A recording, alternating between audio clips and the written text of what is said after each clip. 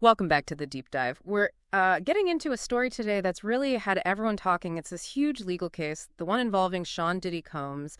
You know, that partial verdict last week, it left a lot of questions hanging. There's still so much tension, right, as he's Right. waiting for the final sentence.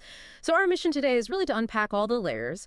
What did that split decision actually mean? Why is he still being detained? That surprised some people.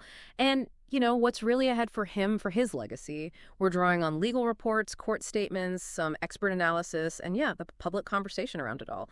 So let's get right into it. That jury decision, it was split and maybe not what everyone expected. Can you maybe break that down for us? Like, what exactly happened? What were the big charges he got acquitted of?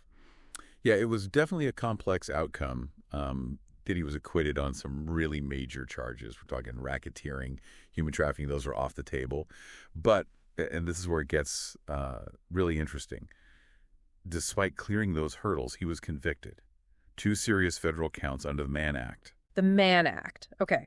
Remind us what that covers. Right. So that's the law that prohibits transporting people across state lines for, well, illegal sexual activity. And crucially, those 2 convictions, just those 2, were enough for the judge to say, no, absolutely no pre-sentencing release. Wow. Okay, so even with the major acquittals on things like racketeering, the judge denied release. That's significant. What was the judge's reasoning there? What kind of pattern did they point to? The judge was very firm, Uh-huh. very firm.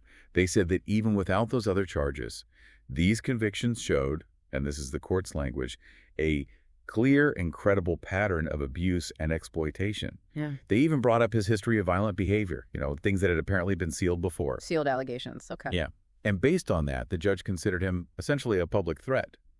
That's why the detention continues. It really feels like a signal, how the courts might look at powerful figures, looking at the whole picture, not just the specific charges proven right then.